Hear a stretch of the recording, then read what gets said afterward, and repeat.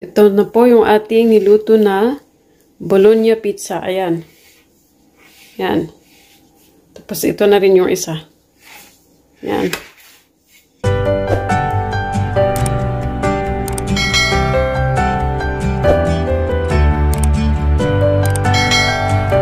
Hi, good afternoon ulit sa lahat.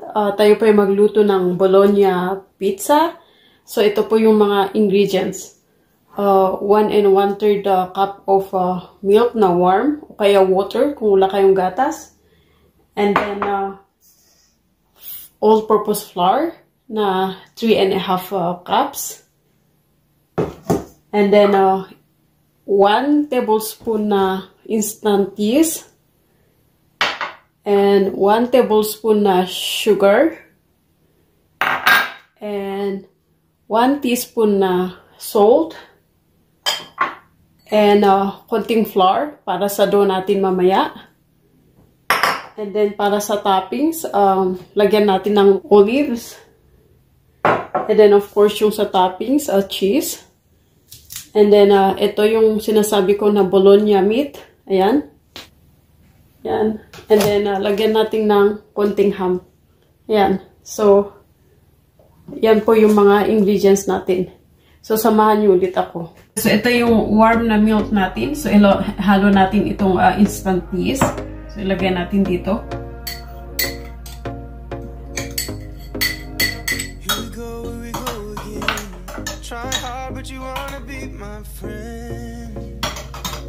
Okay, so ayan. Sayaan natin for 5 minutes. Tapos, ito pala yung mga disipan para sa dough natin mamaya. Ayan. And then, dito sa nasif na flour, ito, ilagay natin yung salt. So, ilagay ko na itong minto sugar. And then, salt, ayan. So, nilagay ko na siya. So, ihalo na lang natin. Ihalo natin.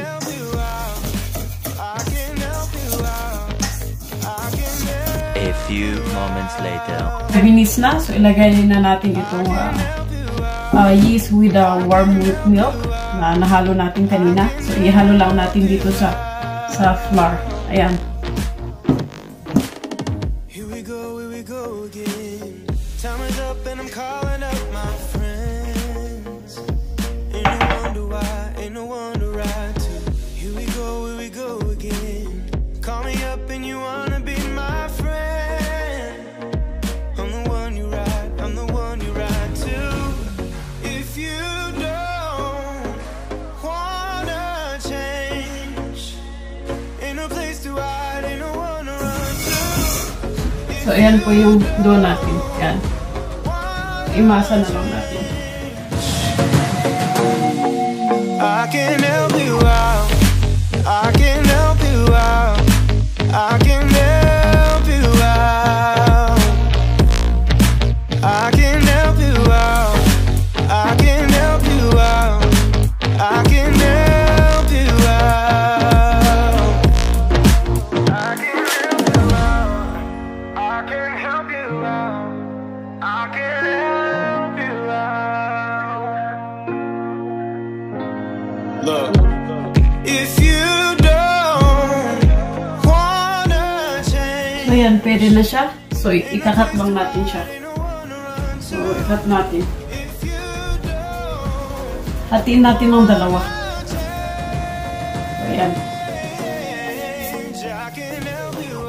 Ready, sir. Ayan, silagay ko ito. Dito.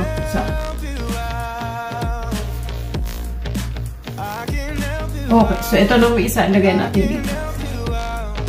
Tapos, hayaan natin for 4 hours. Ayan. So, ito na yung ating dough. Ayan. A few moments later. So, ayan, habang inaantay natin na aalsa yung dough natin, ay i-prepare na natin yung ating mga ingredients.